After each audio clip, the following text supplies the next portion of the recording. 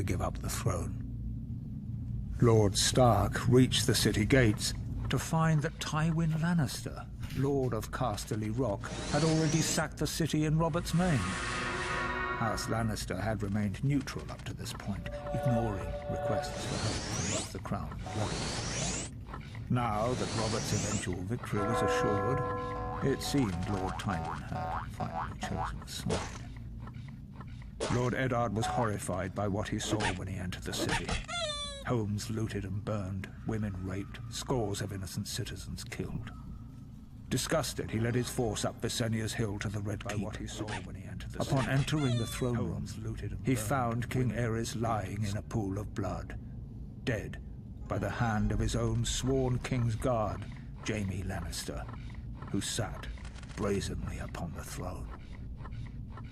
Demanding to know the whereabouts of Queen Rhaela, Lord Eddard was informed the Queen and her son Viserys had been spirited away to Dragonstone before the Lannisters arrived. But other members of the royal family were not as fortunate. Elia, Martell of Dorne, who was the wife of Prince Rhaegar, had been raped and murdered by Ser Cregor Clegane on Lord Tywin's orders. Ser Cregor and his man had also butchered Rhaegar's young children. When Robert was well enough to reach the capital, Lord Eddard demanded the Lannisters answer for their heinous crimes.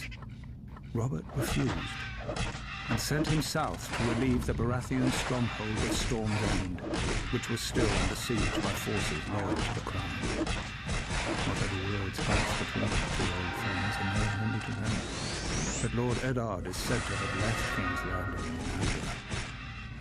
Later, when Robert was crowned, he appointed Jon Arryn as Hand of the King. Lord Arryn's first order of business was to broker a truce with the Martells of Dorne, who were outraged by the brutal murder of Princess Elia and her children. Following the death of Lyanna Stark, who had been betrothed to Robert, Houses Baratheon and Lannister were joined in marriage when the new king took Tywin Lannister's eldest daughter Cersei as his queen. As for Eddard Stark, he returned to his stronghold of Winterfell, forever haunted by his sister's death and the shameful way that Robert had secured his throne.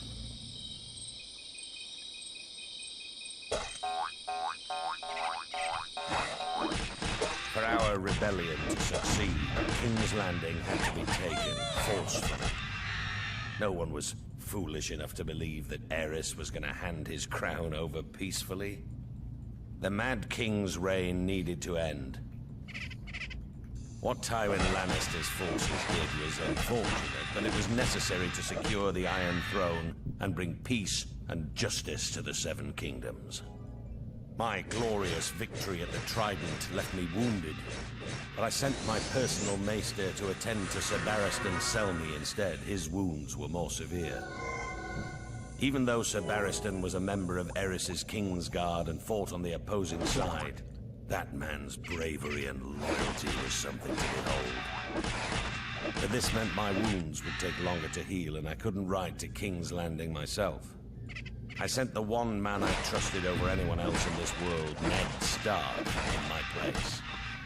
Had I been able to ride, perhaps I could have reached King's Landing sooner and prevented some of the violence that occurred when the Lannisters entered the city. Still, what Lord Tywin did was for the greater good. Even what happened to Princess Elia and her children. Babies or no, theirs was the same cursed blood that flowed within the Mad King's veins. They were dragon spawn and couldn't be allowed to survive. What would they grow to be? Loyal subjects? Ned with his damn northern honor. He and I had our first major fight over the deaths of the Targaryen children. Ned called it murder. Murder. It was war. It was war.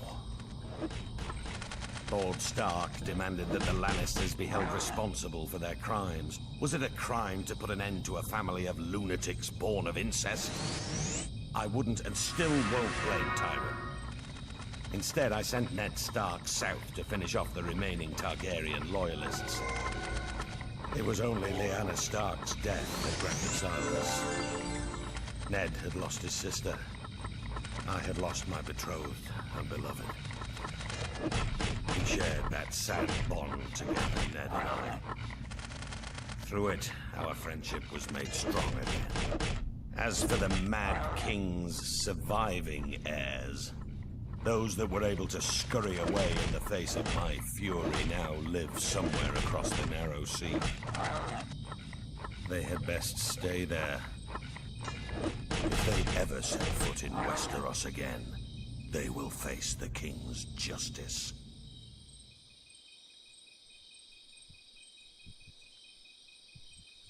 Rhaegar Targaryen lay dead on the banks of the Triton, his royal army shattered and in retreat.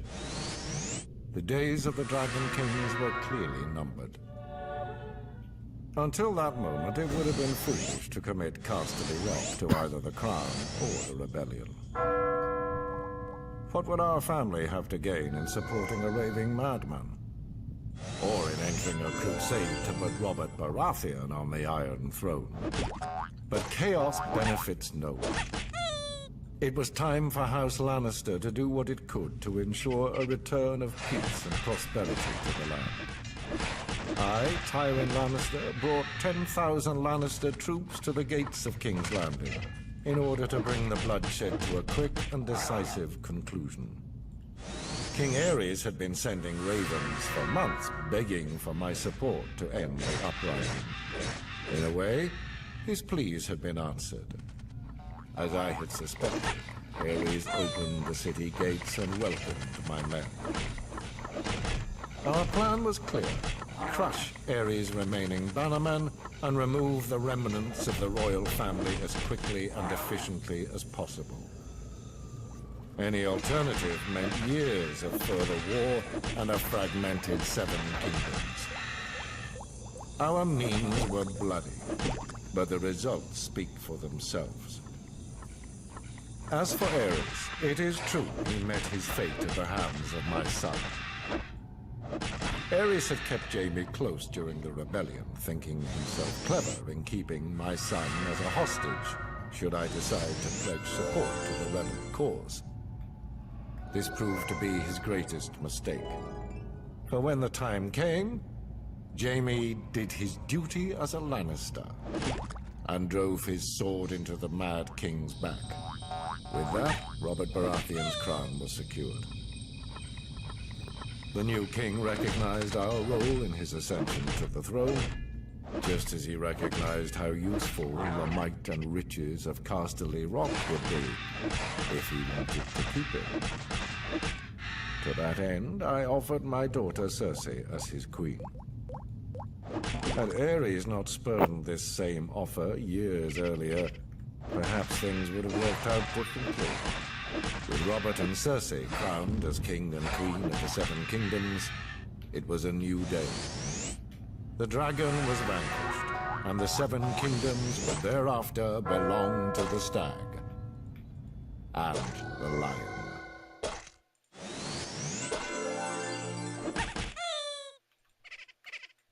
The Battle of the Trident may have been an important victory for the Usurper, but it was the treachery and barbarism of Tywin Lannister that sealed the fate of the Targaryen dynasty. My father, King Aerys, had ever been a friend to the Lions of the Rock. But Aerys graciously brought Tywin to court, making him the youngest hand of the king in history. He gave him power. He gave him respect. He made it possible for Tywin to restore House Lannister to glory. Aerys and Tywin governed side by side for 20 prosperous years. Still, when the usurper called his banners in rebellion, Tywin Lannister ignored his king's pleas for help and stayed holed up in his stronghold of Casterly Rock. In time, my brother, Prince Rhaegar, was dead.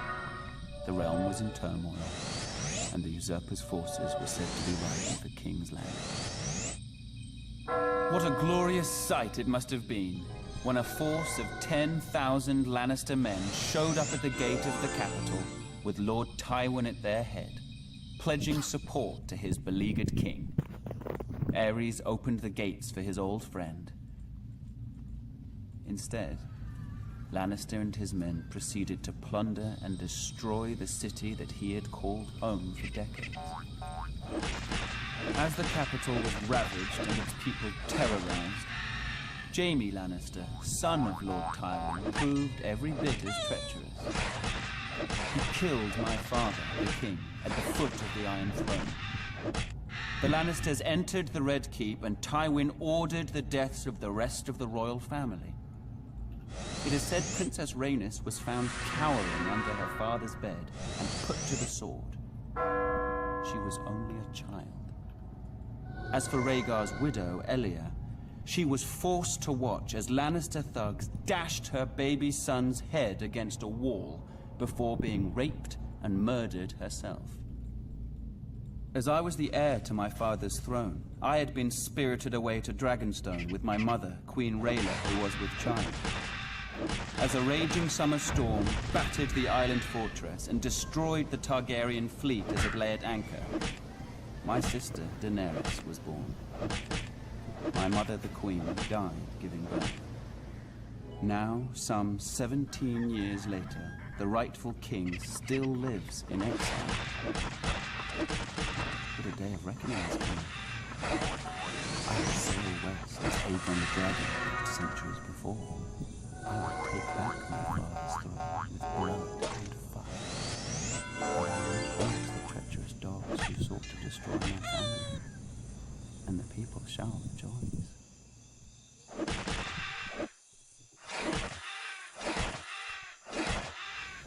In the snow-capped mountains of the moon, standing high above the rich lands of the Vale, stands the Eyrie, a storied and impregnable fortress said to have been built by the legendary Mountain Kings in the Age of Heroes.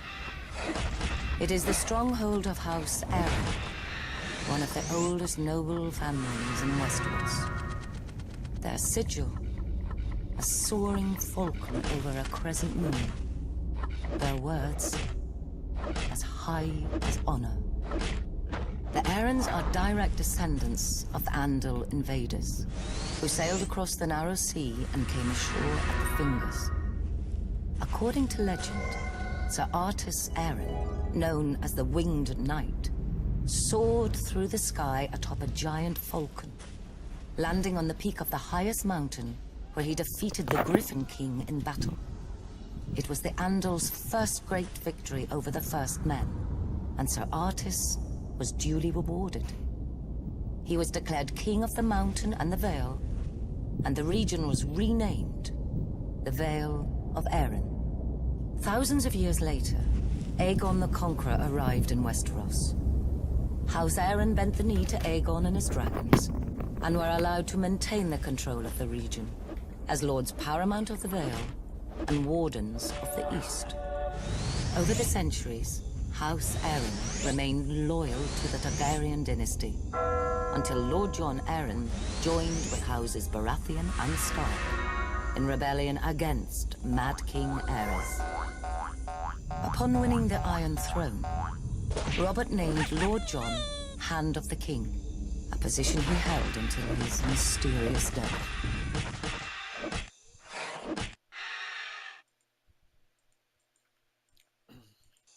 On the far western coast of the continent, high atop a rocky promontory overlooking the Sunset Sea, sits Casterly Rock, ancestral seat of House Lannister. Below it lies Lannisport, one of the great cities of Westeros, the center for trade, culture, and the great Lannister fleet. There are a number of gold and silver mines in the Westerlands, making it the richest region in all of Westeros. One of the most productive mines lies beneath Casterly Rock itself, making House Lannister the wealthiest of all the noble houses. This allows House Lannister to finance many endeavors of other noble houses.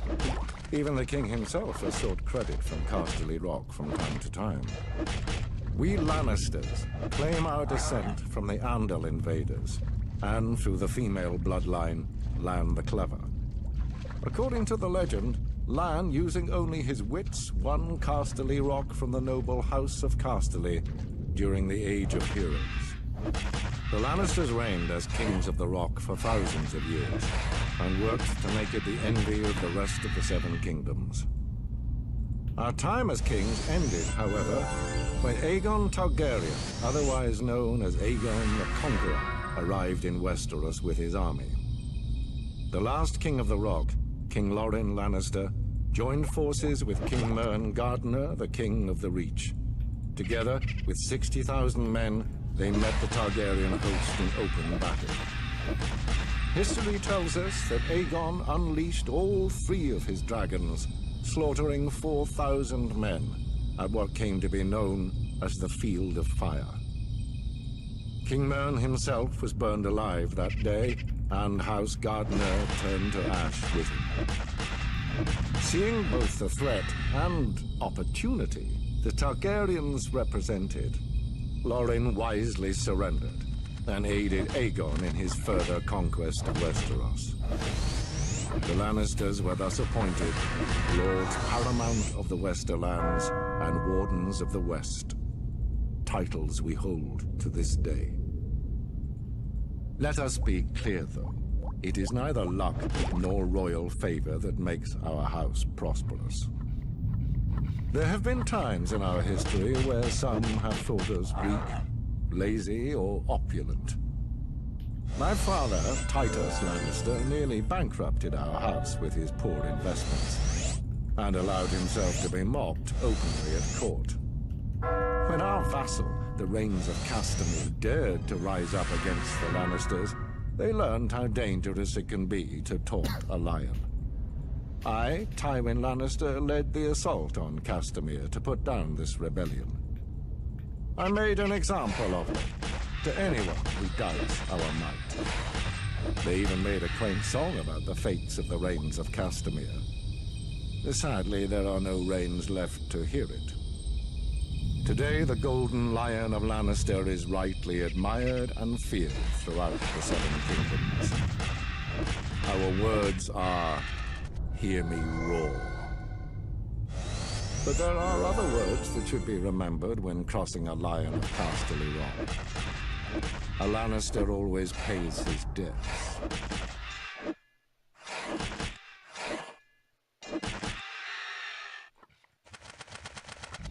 The Starks of Winterfell trace their descent to the first men in the Age of Heroes. The family's founder was Brandon the Builder, who, in the aftermath of the Long Night, helped establish the Night's Watch. Legend has it he enlisted the aid of giants and the powerful magic of the Children of the Forest to raise the mighty wall, which has protected the realm for generations. He went on to build the ancestral seat of Winterfell and reigned as the first king in the north. The Starks reigned as kings for thousands of years, even withstanding the invasion of the Andals. As the southern kingdoms fell and the Children of the Forest were driven away, the north stood strong, maintaining its religious customs and its way of life. Eventually, the reign of the Kings of Winter came to an end with the coming of Aegon the Conqueror. After Aegon and his dragons destroyed the combined armies of the Reach and the Rock at the Field of Fire, King Torrhen Stark bent the knee and swore fealty to the Targaryen dynasty in order to spare the destruction of Winterfell and his people. He was forever after known as the King Who Knelt. As a reward for his submission, Aegon named Torrhen Lord of Winterfell and Warden of the North. The Starks take great pride in their history and traditions. It is one of the few noble houses that still keeps the old gods. A sacred weirwood tree looms large in Winterfell's Godswood. Its ancestral sword, Ice, was forged in ancient Valyria and has been passed down through the generations. House Stark remains steadfast in its support of the Night's Watch, even as the once illustrious order has fallen on hard times. Much like their sigil, the Grey Diamond, House Stark is the stuff of legend in the north and throughout the Seven Kingdoms. And their family words, "Winter is coming," serve as a reminder of their beginnings in the wake of the Long Night and a grim portent of things to come.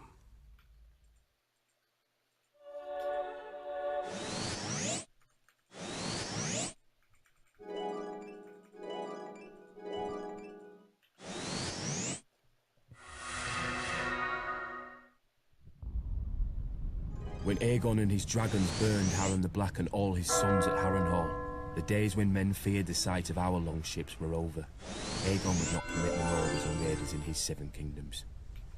With Harren died our empire, and the old way that forged it.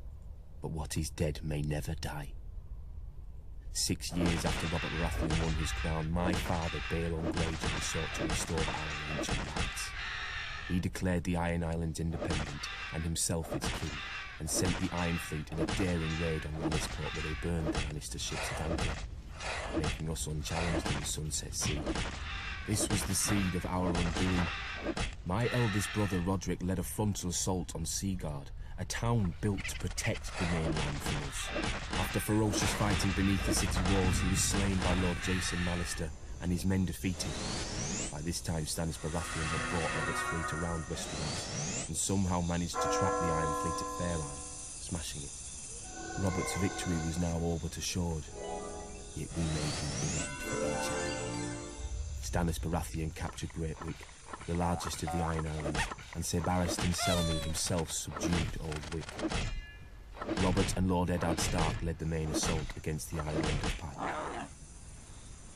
They razed the town of Lordsport to the ground before Robert turned his full fury on our family's stronghold.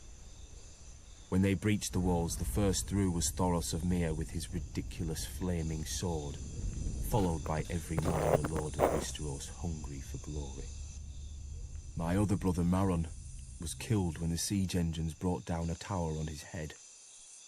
I was now my father's only living son, and heir to the Iron Islands. When my father saw his cause was lost, he wisely conceded defeat to Robert, who otherwise would have pulled down our castle stone by stone with us in it. As my father said to me then, no man has ever died from bending his knee. He who kneels may rise again, blade in hand. He who will not kneel stays there, stiff legs and all. As it stands, Robert allowed my father to keep his lands and title as Lord of the Iron Islands, King of Salt and Rock, Son of the Sea Wind, Lord Reaper of Pike, for a price. His last son and heir shipped off to Winterfell as an honoured guest. I would eat at the Stark's table and play with the Stark children. And if my father rebelled again, Lord Eddard Stark would take his sword and cut off my head. It would be his duty.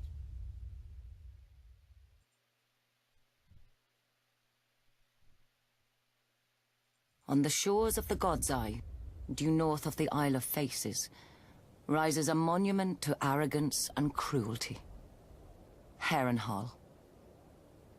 For a people who prided themselves on their ships, the Iron Men of old seized any chance to leave them, and carved out a vast kingdom from the peaceful river lords. The empire reached its zenith under King Harrenhal, called the Black by those he terrorized, and by his own men, though they meant it proudly.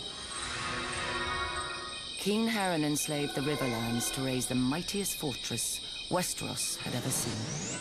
A castle that could garrison 1 million men, with walls so vast that winters would come and go, and besieging armies grow old and grey before the castle fell. 5 towers he ordered, reaching into the heavens like grasping fingers. A monstrosity which he forced our people to build for their own subjugation. But the very day the slaves laid the last stone, Aegon Targaryen and his sisters arrived in the south. When they arrived with their small army, Harren laughed and shut the gates. Harrenhal would have its first test, and an easy one at that. It failed. Harrenhal could have withstood an assault from all the armies in Westeros combined.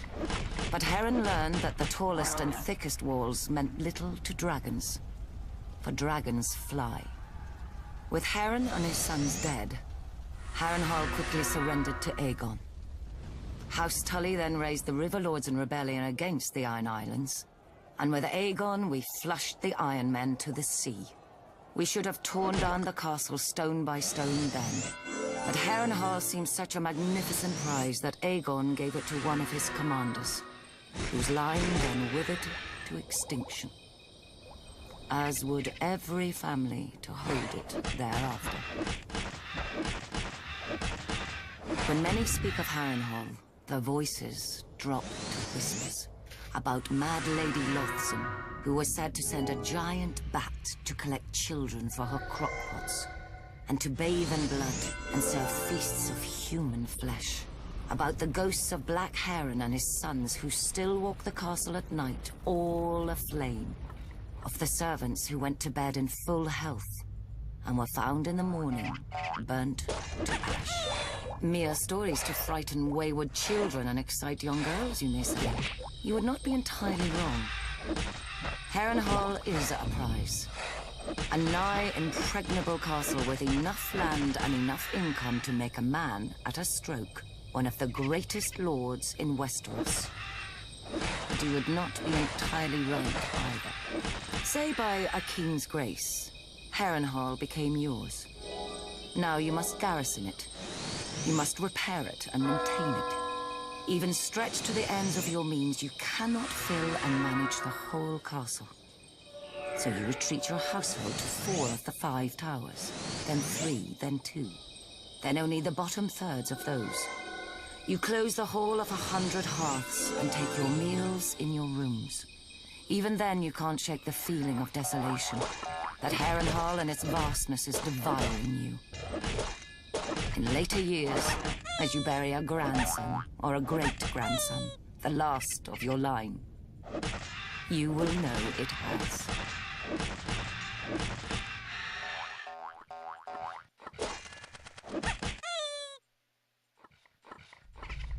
Where the North has its honor and the South its chivalry, the Iron Islands has its strength. We call ourselves the Ironborn, and we are warriors feared throughout the 7 kingdoms. Or so we used to be. Unlike their mainland cousins, the first men of the Iron Islands never bowed to the old gods. Theirs was the drowned god, who made the Ironborn to reave and sack and write their names in salt, steel, and song, that his enemy, the Storm God, could not wash away. We raised our kings from our own ranks, and used beaten foes as thralls to work our mines and farm our land. Or as salt wives, if a woman was pretty enough. Such was the old way, and while we followed it, we held sway wherever the waves were heard. When Aegon came demanding fealty, King Harren the Black ruled as far east as the Trident. Other kings like the Starks could kneel, but Harren was Ironborn, and the Ironborn must be beaten. In Harrenhal, he had the mightiest castle in Westeros, and the army to defend it. But Aegon did not intend a siege. He mounted his dragon and roasted Harren and all his sons in their tower, and the Old Way with them. Because of Harren's defiance, Aegon pushed the Ironborn back to our island and gave the Riverlands to the Tullys. But he did allow the Ironborn to choose who would lead them. House Greyjoy had always been one of the greatest houses of the Iron Islands. We trace our descent from the Age of Heroes and the legendary Grey King, who took a mermaid to wife and made war upon the Storm God for 1,000 years. Blessed by the Drowned God, the Grey King fought and slew Naga, the great sea dragon, and took her fire for his own. This history made our ancestor, Vicon Greyjoy, the natural choice to lead the Ironborn after Aegon's conquest. For 300 years, House Greyjoy ruled the Ironborn. We styled ourselves Lord of the Iron Islands, King of Salt and Rock, Son of the Sea Wind, Lord Reaper of Pike. In truth, we were thralls. Our people still chanted, "What is dead may never die."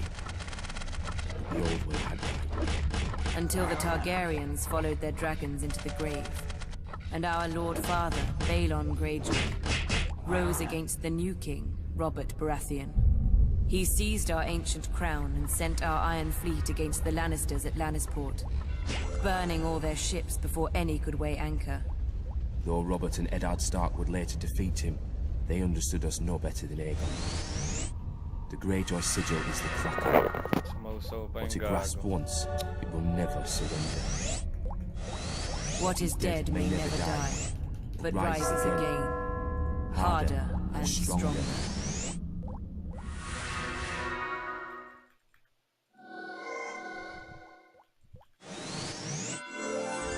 Though Robert had risked all our lives to win it, the Iron Throne bored him.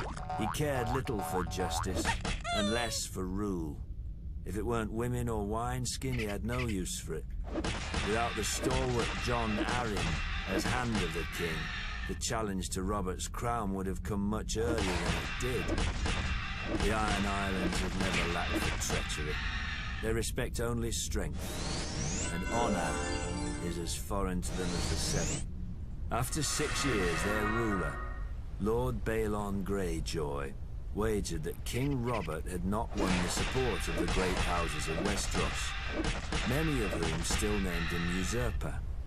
Lord Balon declared the Iron Islands independent, and sent his Iron Fleet to Lannisport. Lord Tywin Lannister was careless, and the Ironborn caught and burnt his ships at anchor. Lord Balon and his reavers controlled the Sunset Sea. Robert then ordered me to succeed where his father-in-law, Lord Tywin, had failed. Beneath Robert's fury, I sensed relief. War he could understand. He would smash Lord Balon as he had Rhaegar. I raised Robert's fleet and sailed around Westeros to the Iron Islands. I set a trap for the Iron Fleet off Fair Isle. As sailors and warriors, the Ironborn are unparalleled. But they're not soldiers. They have no discipline, no strategy, no unity. In a battle, each man fights only for his own glory, and their longships are built for lightning strikes and shore raids. When the captains rushed in, I smashed their longships with our larger war galleys. The strength of the Ironborn is in their ships. With the Iron Fleet broken, I had assured Robert's victory. He could now transport troops and siege weapons to invade the Iron Islands. And contrary to Balon's hopes, Robert had plenty of both. I've never seen such allegiance as Robert could inspire in war. Enemies who tried to kill him one day would be drinking with him the next under their own fallen banners. In rebelling against the Iron Throne, Lord Balon did more than Robert ever could to cement his rule. When Robert came to the Iron Islands, he brought with him the full power of Westeros. Sir Barristan Selmy of the King's Guard led the assault on Old Wick, while I subdued Great Wick, the largest of the Iron Islands.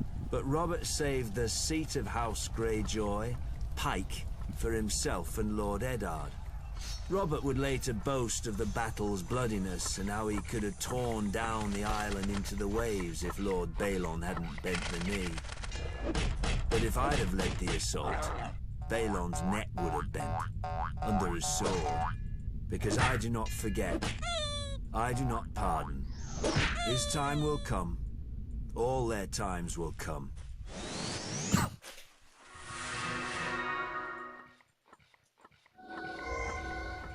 The Seven are gods of weakness and defeat, pretty chains that the first men kindly put on after the Andals crushed them, except in the Iron Islands. Since the Dawn Age, the Ironborn have followed the drowned god, who plucked fire from the sea and made us to reave and sack and carve our names in blood and song. When the Andals landed on the Iron Islands, they found a god who was father, warrior, and stranger, who took mother, maiden, and crone when he would, and held the smith in thrall. His priests are the drowned men, who are clothed and armed by the sea itself. They consecrate us to the drowned god through our most sacred rite, the drowning, and ask the god to raise us from the sea as he was, harder and stronger. The Ironborn do not fear the bloodiest battles or the roughest waves, for the drowned god taught us long ago that what is dead may never die. When an Ironborn falls, we say the drowned god needed a strong oarsman and took him below to feast in the god's watery halls, attended by mermaids. But even in death, an Ironborn is a warrior. We fight against the storm god, who holds a castle in the clouds, and sends the winds to lure the Ironborn off course or wreck our ships. It's said my legendary ancestor, the Grey King, waged war upon the storm god for 1,000 years. With the drowned god's help, he slew the great sea dragon Naga and used her bones for his haul. After his death, the storm god tried to wash away any memory of this terrible foe, but his songs fill our halls to this day. It was the storm god who first blew the Andals to the Iron Islands, to subdue us and turn us from our faith. True, they conquered and killed our king, but in time they forsook their septs for the shore, and their fat septons for the drowned men. The Andals came to us as conquerors. In the end, they drowned. The Ironborn are of the sea, as our god made us, and given to it as our god taught us. We do not fear the storm god's winds or his waves, but you should, for they bring us to you.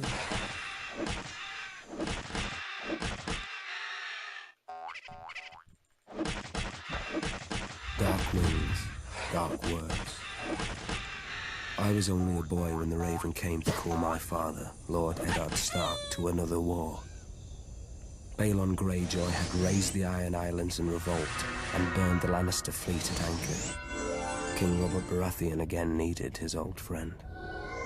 My mother Catelyn was not happy to lose her lord husband to Robert again. 6 years before, he had left her to avenge his father and brother against the Mad King. But now he had sons and daughters of his own, and, unspoken, another son who wasn't hers from the last time he went to war. My brother, Jon Snow. But she knew that in marrying my father, she had married the North. We hold our honor and duty as dear as our old gods. When the time came, my father marched south to restore peace and order to the realm. My father always told me the Iron Islands were a strange and dangerous place. Its people, the Ironborn, keep neither the old gods nor the Seven, and despise all honest toil. Their ancestors ravaged the western shores, raping and slaving and putting it to the torch, and their songs still ring through the halls of the Ironborn, while everywhere else they're whispered to wayward children at bedtime. Perhaps Lord Balon thought Westeros had not healed from the war against the Mad King, and was as fragmented and suspicious as the ancient kingdoms his forebears had terrorized. Robert's navy corrected him at Fair Isle when they smashed the Proud Iron fleet. Robert and my father corrected him at Pike, his own castle, when they pulled down his towers and breached his walls. My father never liked to speak of his battles, but from other men I learned what transpired. Thoros of Myr was first through the breach with his flaming sword. Not far behind him was Jorah Mormont of Bear Island, my father's bannerman who earned a knighthood even later shame, and lords from every corner of the Seven Kingdoms. All day, through every passage in the castle, they fought side by side. My father with our ancestral sword Ice, and King Robert with his warhammer against a horde of axe-wielding Ironborn. In the end, Lord Balon bent the knee. King Robert generously allowed Lord Balon to retain his title and castle. The price of peace was custom. The only son of Balon's to survive his foolish rebellion would be taken as a hostage against future treasons. My father even volunteered to foster the boy himself. I suspect, to make Theon Greyjoy a different man than his father, who would bring honor and duty to the Iron Islands when he returned as heir. So my mother's silent fear came true, and my father returned with another child. Theon ate with us, prayed with us, and fought with us. Once the great bond between my father and Robert Baratheon united the realm against the Mad King and brought him to justice for his crimes. Now, another monster sits on the Iron Throne, and another debt of blood is owed my family. Theon is my murdered father's ward. I am my murdered father's son. Like my father and Robert, bound in blood, if not by blood, we are brothers.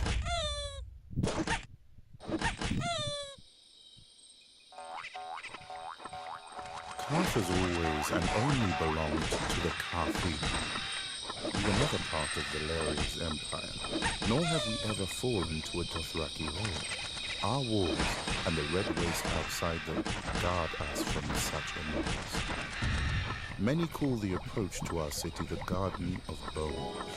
It needs little tending to grow. Our city, however, would be quite a prize for any empire. Karth straddles two worlds, a greedy and curious west, and a rich and mysterious east. The marvels of Yiti and Ashai pass through our markets, and share berths with the riches of the free cities and Westeros.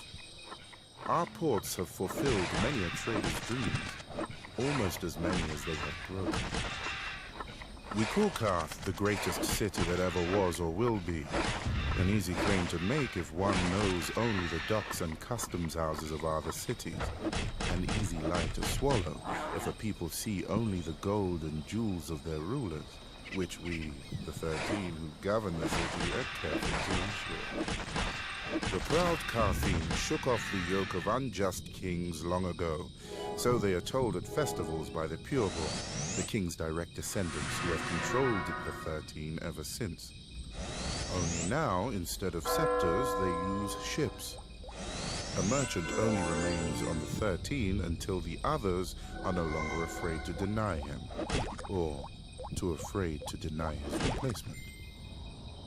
Except for the warlocks, they alone hold a hereditary seat, a relic from when they had powers, or at least from when the world was younger and more easily duped. Over the years, we have developed an understanding with them. They shall always be welcome on our councils and at affairs of state, provided they never come. Rare is the civic problem that can be solved by cryptic nonsense and shade of the evening. Thankfully, they need little encouragement to confine themselves to their house of the undying. Yet perhaps we Karthine are too confined ourselves. We feel safe behind our walls and our laws, which no visitor can hope to follow, and by which any citizen who vouches for a guest always pays with his life. But like a ship in the summer seas, a city grows becalmed without fresh wind. The greatest city that ever was or will be? An epitaph. I would prefer the greatest city is.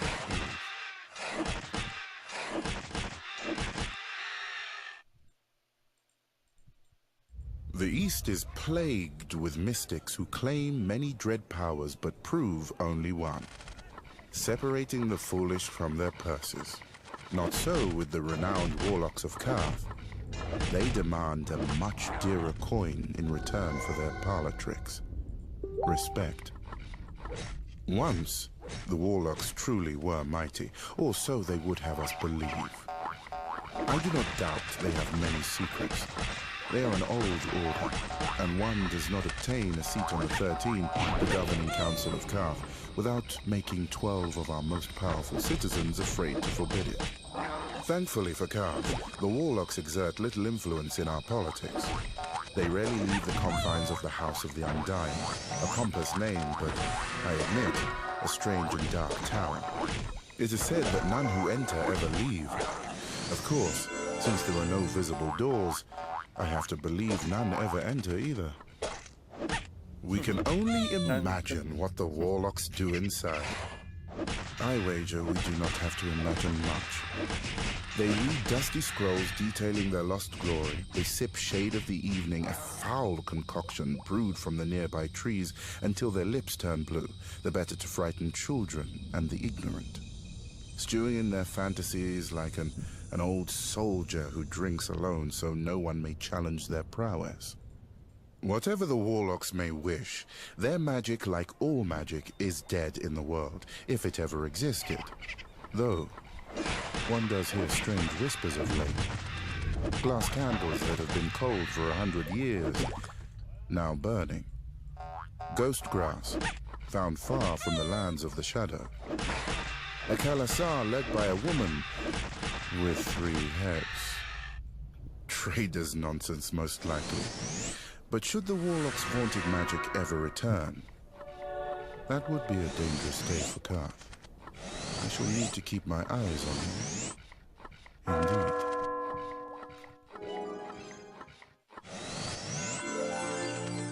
At its height, the Valyrian freehold ruled over half the known world. Not bad for former shepherds, but the doom fell on them and sank their capital into the sea. Now Volantis is the ember of old Valyria, ensuring its flame does not go out from this world, as any Volantine will tell you.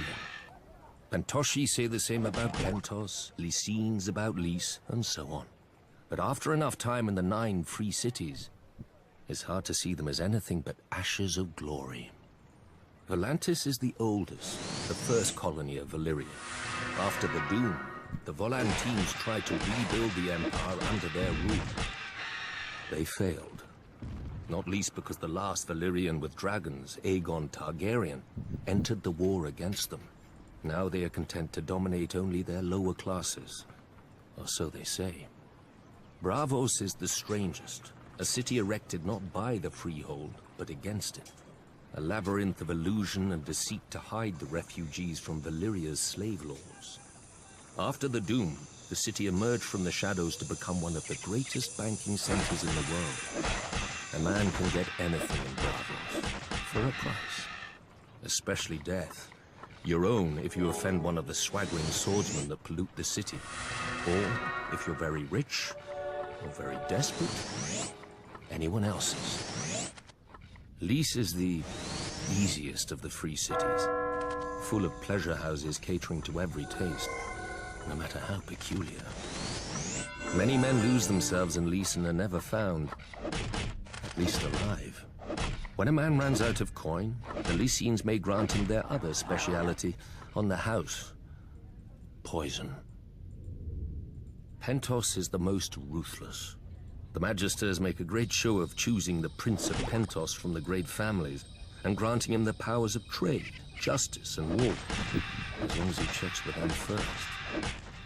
On the new year, to bring good fortune to Pentos, this prince must deflower the Maid of the Field and the Maid of the Seas. I confess I don't know how each is chosen, or what becomes of them after serving their purpose. But if a crop should fail or a war be lost, the Magisters will slit the prince's throat and choose another. The other free cities are known for what they make. Mia has its lenses and finery, Norvos its axes, Quohor its smiths who can reforge Valyrian steel, Tyrosh its colors. I'm sure Lorath had something to the world, but I can't think of it. Frankly, 9 of them are more alike than they would care to admit. They hire the same soldiers to fight the same wars for the same rulers, the rich, who they call magisters, the archons, or what have you. When a Dothraki Khalasar approaches, they gift the same tribute to avoid the same sacking. For thousands of years, the disgraced of Westeros have reigned east, the cool and the free cities, where a man of honor counts for less than nothing, unless it raises his price. Better men than I have learned that what a man sells for gold, he can never buy back. He must earn it by fire and blood.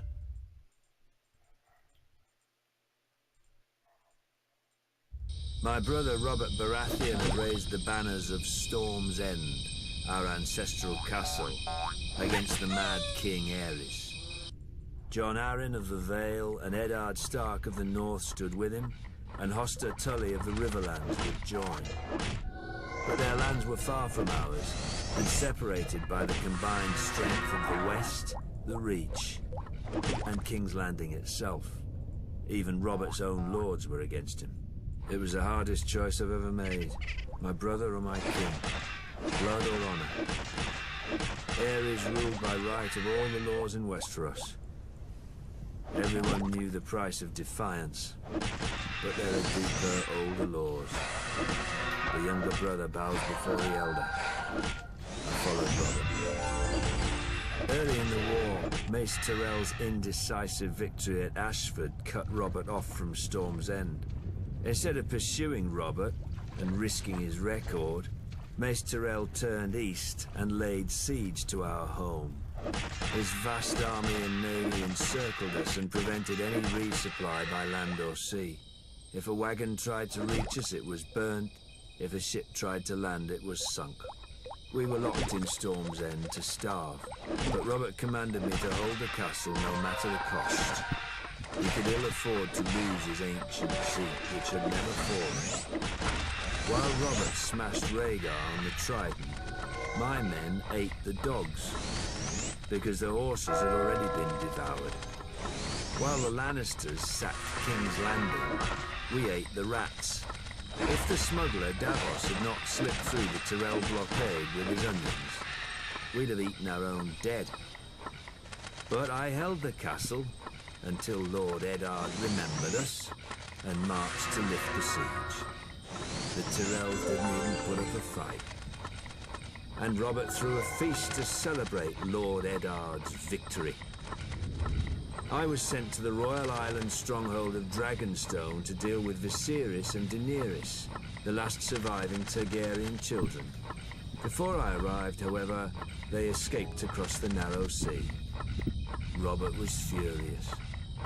He stripped me of Storm's End and gave it to that prancing fool Renly, my younger brother. I could keep Dragonstone. Now Robert is dead, and a bastard pretender soils my throne while the realm fills with schemers and traitors. But the rightful king is coming for them all, and I will not stop until I have scoured this land clean of abomination. The Baratheons say, ours is the fury. I will show them. Fury burns.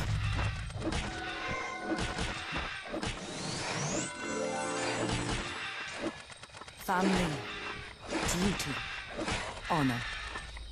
Every Tully child learns our words, but I was a woman before I understood them. Years before, my father had taken to foster the son of a wartime friend, a minor lord on the Fingers. The boy had arrived at our castle as Peter Baelish. Due to his home and size, my brother soon named him Littlefinger. When I came of age, Brandon Stark of Winterfell sought and won my hand. To my father, Brandon was heir to the north and a suitable match for a daughter of House Tully. To me, Brandon was wild and terrifying, never far from laughter or trouble. I loved him with all the fire of a first passion, much I came to realize, as Peter loved me.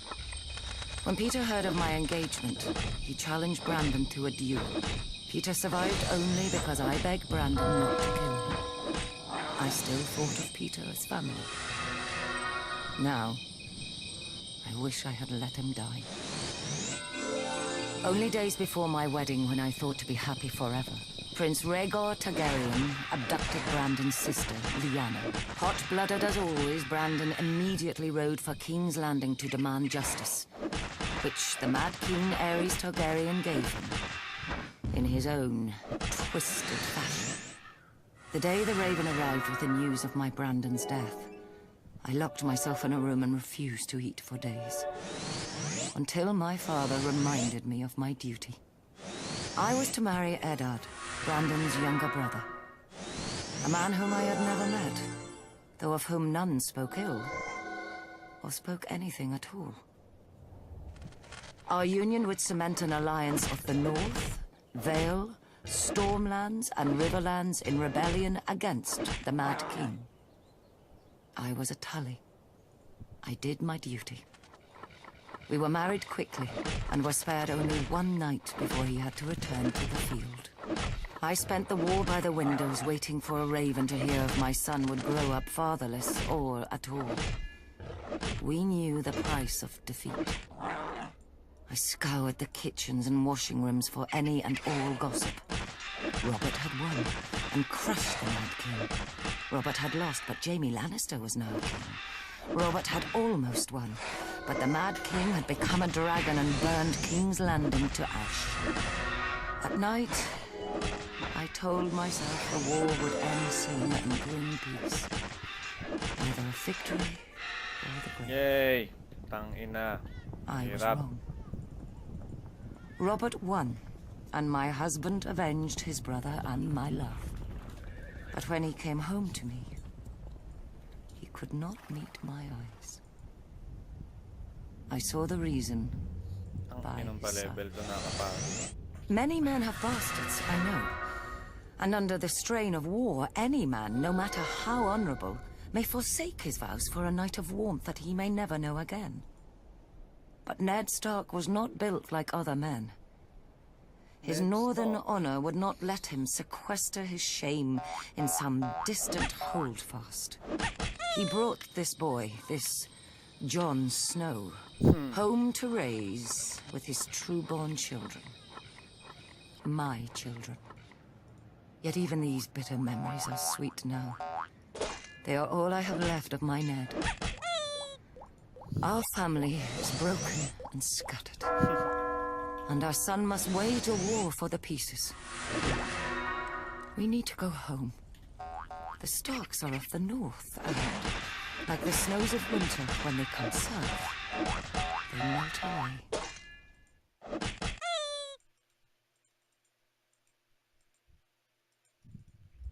In King's Landing, if you leave the Red Keep and aren't careful, you may find yourself in Flea Bottom. In such a cesspool that House Seaworth have its glorious start. I got out as soon as I could, finding work on a smuggler's ship. Soon, every port on the narrow sea had a bounty on me, which they would collect if I didn't pay a percentage to the right people or pick the right tides. You know how to tell a good smuggler? When you talk to one, there's a head that talks back. I was very good. Davos of Flea Bottom had run with orphans and beggars, but Davos the smuggler was received by merchants and lords when nobody would catch them. Oddly, the only honest work came from pirates, like the notorious, bloodthirsty Salador Sam.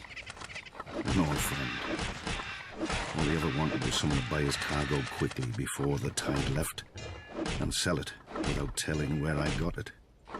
In time, I saved enough to buy a small plot of land and found a woman who was kind enough to overlook my trade. She gave me a son, Mathos.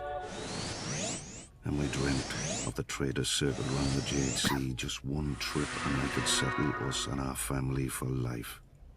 Then some Storm Lord revolted against the Iron Throne. Wars are not as good for smugglers as you'd think. Every harbour fills with guards and inspectors, and the seas filled with blockades and pirates paid by each side to prey on the other. Though I had no love for the Mad King, I'd grown up around the power of King's Landing.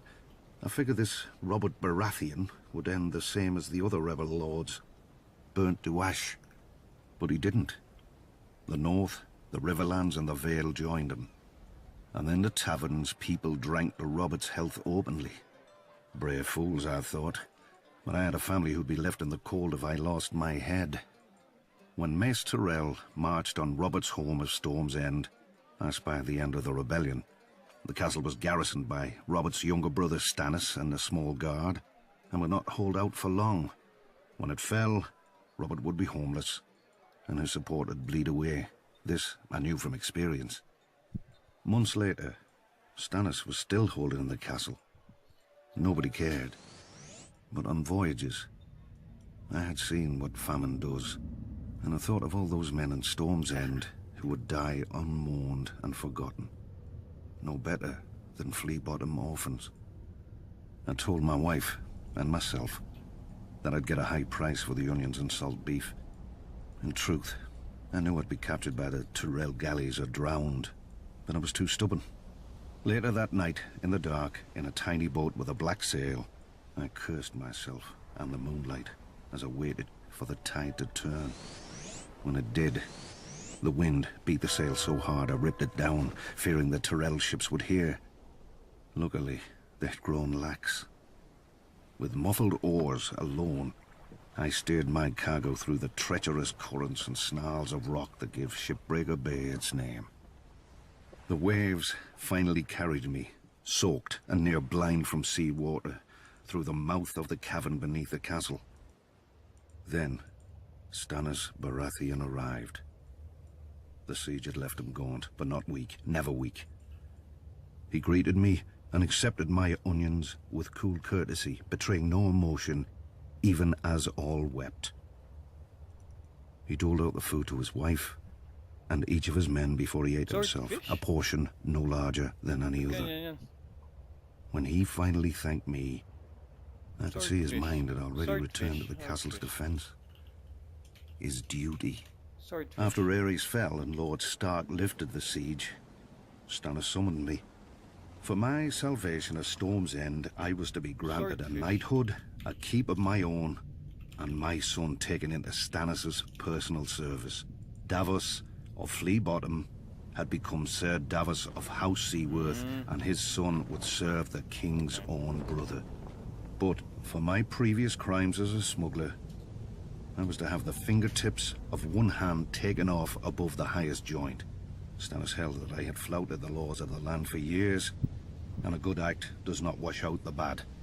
In one fell swoop, or 5, Stannis gave my son a future and my family a name that I could never have imagined, nor earned on my own.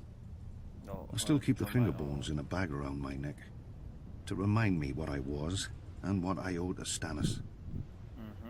For during my many years as a smuggler, I visited many ports, taverns and back alleys, and saw many things in this world, but never justice.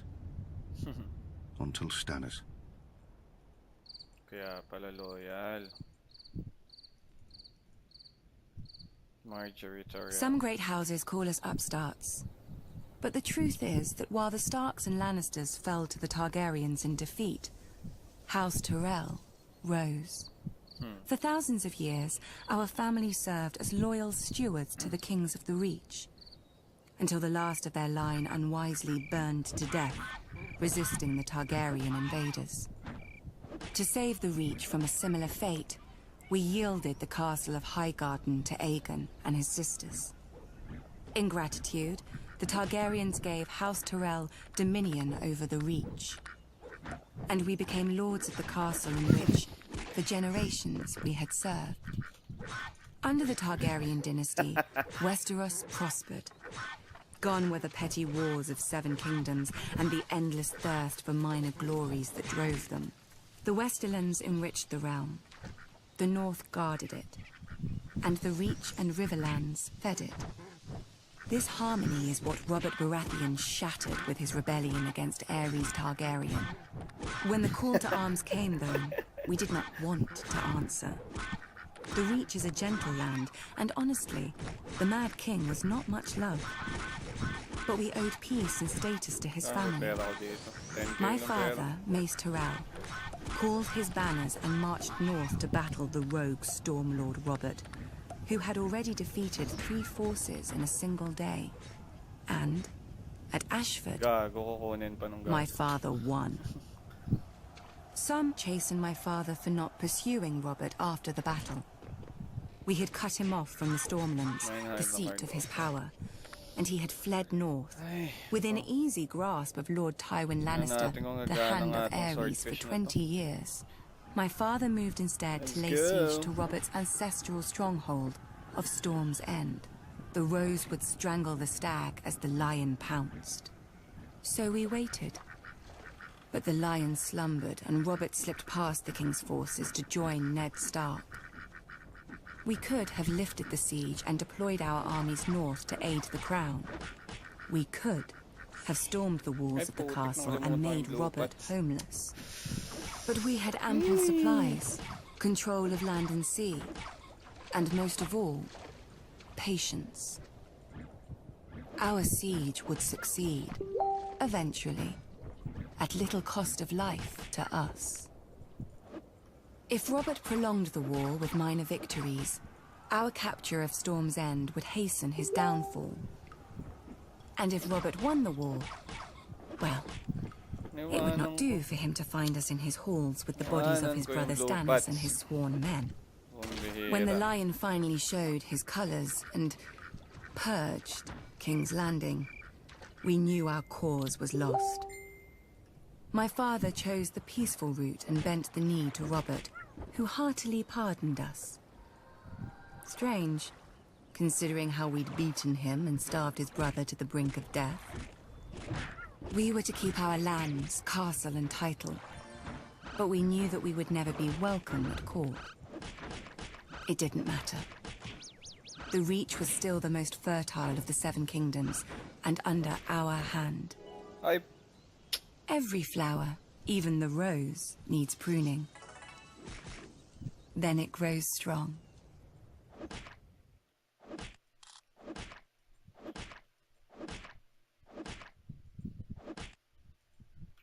Water ball, please.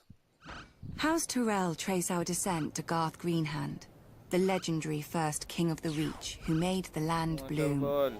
But so too does every noble house around us. It seems dear ancestor Garth planted as many flowers as he plucked. A king should have more consideration for his line, don't you think? For over 1,000 years, the Greenhand sons and grandsons ruled the Reach as House Gardener. The offshoots of his daughters grew into vast and powerful houses in their own right, except for House Tyrell. We chose instead to serve our Gardener cousins faithfully as stewards, to manage their stronghold of Highgarden and the daily affairs of the Reach. Our words are growing strong. And under our stewardship, the Reach did just that. As did we. Until a blundering king almost cost us everything. Aegon Targaryen had landed in Westeros. King Mern allied us with the Rock to repel the upstart's army. One can only marvel that King Mern did not reconsider when he saw the living dragons against him. Perhaps he should have sought counsel from his trusted stewards before he set out. Then again, perhaps he did. At the Field of Fire, Aegon, and let us not forget, his sisters, burnt the combined armies of the Reach and Rock. King Mern paid for his misjudgment with his life and that of his ancient family. In a day, the Reach had lost its king, its ruling house, and most of its army.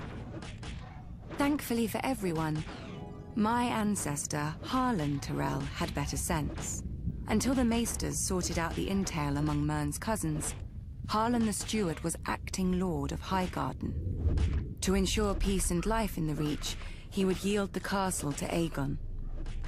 The other castles and families would then follow, as they had since the Dawn Age. Aegon had a continent to conquer, and the fertile Reach was too valuable to raise. He accepted Harlan's proposal and welcomed our lands into his kingdom. To show his gratitude, Aegon entitled Harlan to Highgarden, the castle his family had served for 1,000 years, and made House Tyrell his wardens of the south, choosing us over older, greater families in the Reach. Our house thus owed everything to the Targaryens. So is it any wonder we stayed true to King Aerys, even during his madness, and even after Robert Baratheon rebelled? Some may question my father for laying siege to the Baratheons' home, instead of marching to aid Prince Rhaegar before Robert could kill him and scatter the royal army. But let us not forget that we had already dealt Robert his only defeat of the war at Ashford. If Lord Tywin Lannister had not vanquished the Mad King so suddenly, our siege would have destroyed Robert's home and his brothers, and won the war for Aerys.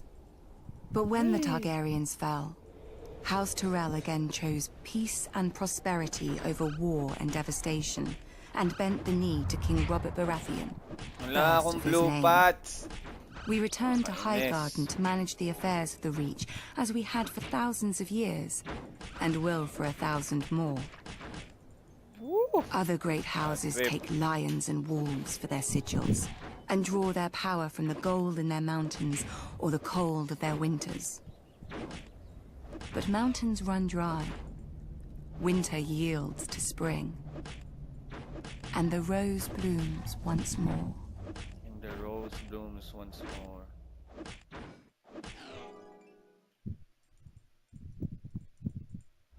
Nobody knows why the Targaryens first came to the island of Dragonstone.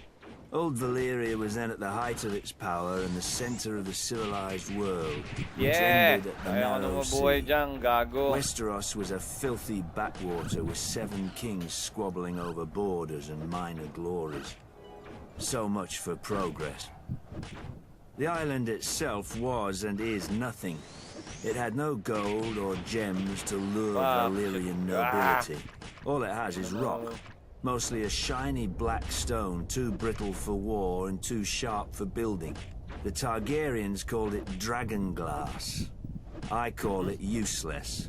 But the Targaryens managed to raise a castle here, Simpletons claim they used ancient Valyrian sorcery, forgetting that the Targaryens brought a small army with them from Essos. There's no magic in strong backs, though admittedly the castle is unlike any in Westeros. Foreign and strange. If the Targaryens ever regretted their barren outpost and longed for the comforts of home, the doom made their folly permanent. Valyria collapsed into the waves and was no more. To look east was to see the ruin of their homeland, the greatest civilization before or since. But to look west, as Aegon realized, was to see a fertile land ripe for conquest. Perhaps even a new Valyria. Though good for little else, Dragonstone was the perfect staging point for Aegon's invasion of Westeros. The Blackwater Bay granted easy access to the continent. The lands there were disputed by 3 kingdoms, the Reach, the Iron Islands, and the Stormlands. But their capitals were far enough away that none could mount a force before Aegon got a foothold, even if their kings had been able to stop bickering over whose problem he was. Then it was too late. Aegon had chosen his first camp well, with the bay to the east, the river to the south, and open fields to the north and west. His army would be impossible to take by surprise. A perfect site for an invasion, and one day, his capital city, King's Landing. The Doom had taught the Targaryens the prudence of refuge. After the conquest, Dragonstone became the seat of the crowned prince and heir to the Iron Throne. It would serve them well, and me ill, 300 years later, after my brother Robert Baratheon rebelled against the Iron Throne and the Lannisters slaughtered the Mad King Aerys and his royal family. Robert dispatched me to deal with the last surviving Targaryen children. But before I arrived, a loyal knight smuggled them across the narrow sea to safety. Hatred for the Targaryens blinded Robert. Unjustly, I was blamed and stripped of our family's castle of Storm's End, and given Dragonstone in its stead. Over the years, whenever I demanded my rights restored, Robert would remind me of the island's royal pedigree and pretend he was doing me honor, as if I were one of his tavern girls to be so easily deceived and dismissed. But Robert is dead, and I, Stannis Baratheon, am the rightful king of Westeros. Let the usurpers and traitors sit on the Iron Throne. From Dragonstone, I will be the dagger at their throat. From Dragonstone, I will be the dagger from this stone. Nice. Sandor Clegane. Honor, glory, Sit down. lies to make idiot boys want knighthood, and idiot girls spread their legs for it. Let me tell you what makes a knight. Killing. Either enough men, or the right man. House Clegane should know. We're very good at both. Most families claim some great ancestor so far back that nobody can prove them liars. Not us. My grandfather kept the kennel for Lord Titus Lannister of Casterly Rock, the father of Lord Tywin. Lord Titus was a weak man who didn't know it.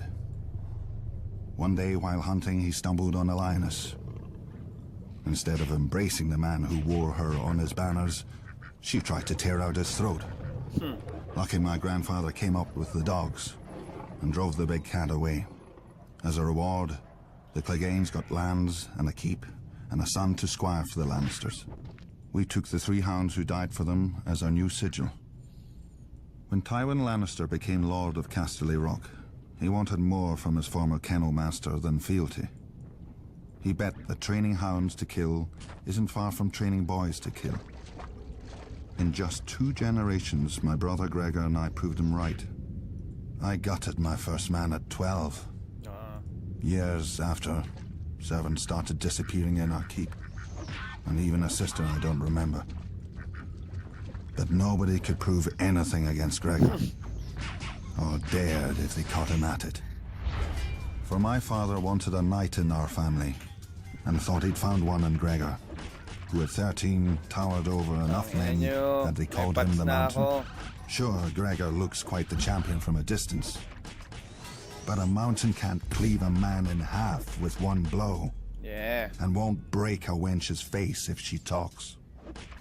Through Lord Tywin's influence, Prince Rhaegar Targaryen kindly anointed my brother personally. A great honor for our family, everyone said. 1 year later, Sir Gregor chivalrously sacked the prince's city, brained the prince's baby, and raped and murdered the prince's wife, winning our family yet more honor from the new king and queen. Soon after, my father died. They say in a hunting accident. The same day that Gregor became lord of the Clegane lands, gold and anything under his roof, I left our home to take service at Castle Rock. Lord Tywin is not like his father. Neither is King Joffrey. Or the likes of me would never be on the King's Guard, with all those true knights. Between them, a man who serves the Lannisters will never lack for killing. I'll guard this king, such as he is. Gregor will kill the other ones, such as he does. Come on.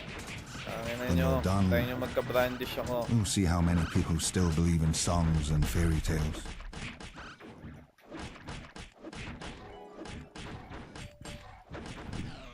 Dragons conquered the Seven Kingdoms, but to rule them, the Targaryens needed a less temperamental tool.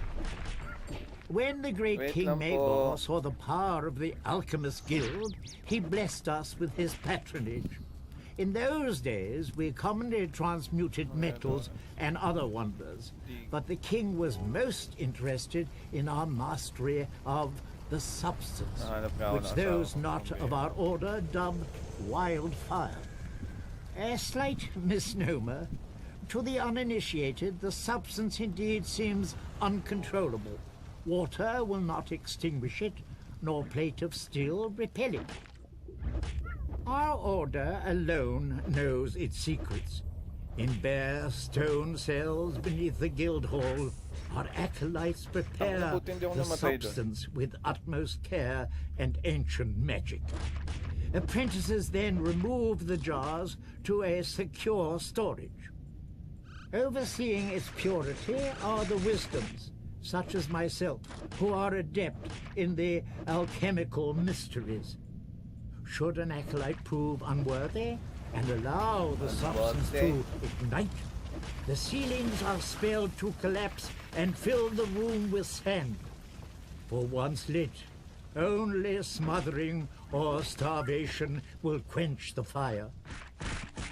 Many years did the Alchemist Guild serve the Targaryens faithfully, until we were beset on all sides by the envious, the Order of Maesters, who dismissed all learning but their own, and the charlatans who hucked green paint and worse in our names. After the unfortunate Prince Aerion Targaryen, drunk with wine, boasted that a draught of the substance would transmute him into a dragon, we lost our royal favor. Then came the wise King Aerys, second of his name. I was merely an acolyte when he restored our guild to its former glory.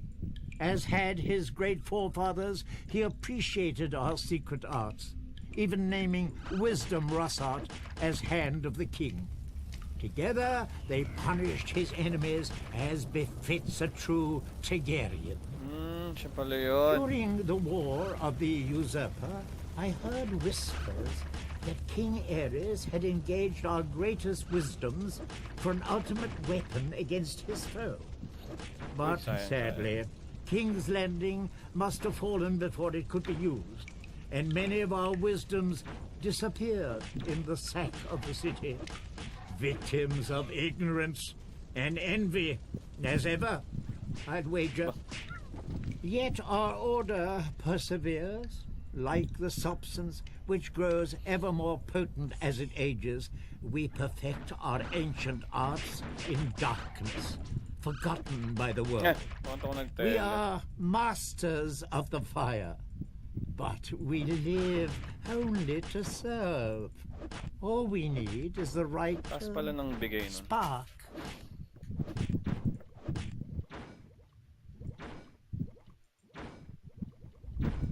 A long time ago, they say, some old southern king enslaved our giants by magic and forced them to build your famous wall. Hey, shit. Then he kicked all of my kind to the other side and raised an army to keep us there. And we're the uncivilized ones, wildlings. Might be Sir King was wise. Even a giant can be made to kneel, but only if he wants a better crack at your head. The free folk don't follow a man because his father tells us. If the king's son was brave and strong, we'd follow him as if we did his father. If he wasn't... But it seems to me, as much as the wall keeps us out, it keeps you southerners in. You follow laws you didn't make. Kneel to kings you didn't choose, and pray to gods you never hear from. Traders talk about your seven. Beyond the wall, the stars shine bright and clear. Any gods there aren't listening to the likes of men. Our gods are of the forest, in the trees that shelter us and the rivers that feed us. They gave the land for all of us to share. We fish, farm, and hunt where we will, when we need. If a man wants a woman, he has to prove he'll give her strong and cunning sons. Now, it's easy. When she tries to slit his throat, he don't let her. With the free folk, you get what you can take, and you keep what you can hold. No more. I wonder, even if my kind didn't hop over your wall, would he still set your night's watch to guard it? You southerners are rich. You always have more steel, gold, and daughters. Swordfish. I think you're afraid. If you've always knelt, you don't know what freedom is. And if you've not been beyond the wall, you don't know what fear is. You will.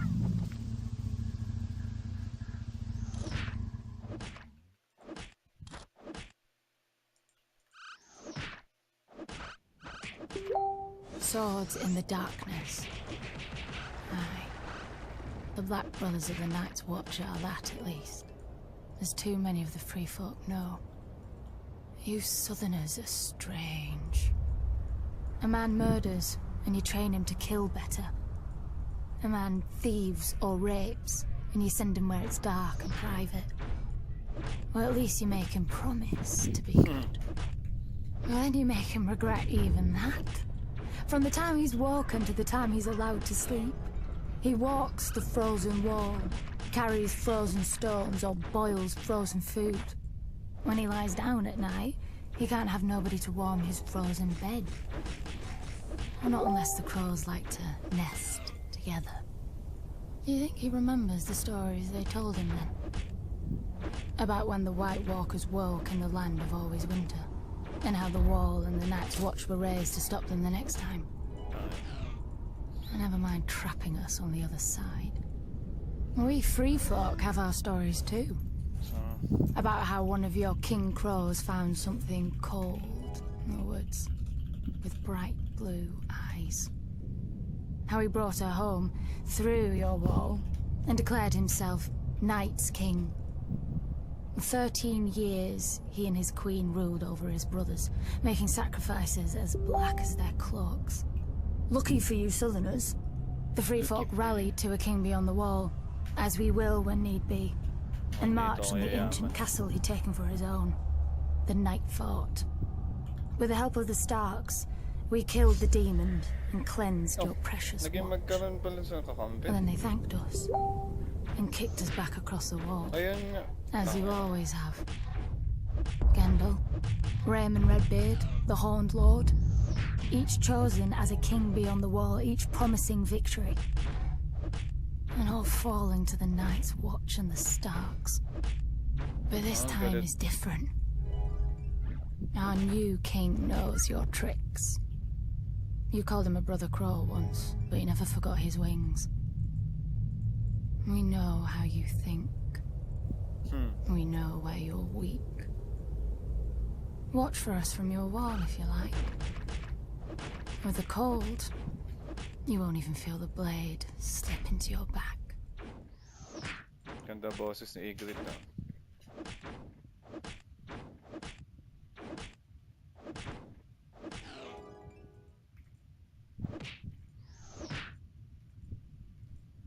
For 300 years, the Targaryen dynasty ruled Westeros. Wars were still fought, homes still burned, and men still died. But compared to the chaos of what came before, the realm was stable. And boring. The Targaryens lied, thieved, and killed as much as other lords. They just had dragons to answer all complaints. Until they didn't. When the last dragon died, it was only a matter of time before the Targaryens followed.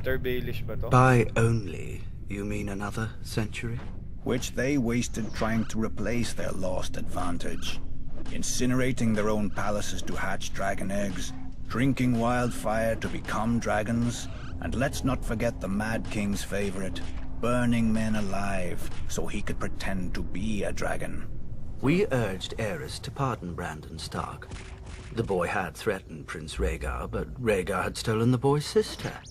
And the boy was the eldest son of our Warden of the North. Who's the greater fool, a Mad King or the man who reasons with him?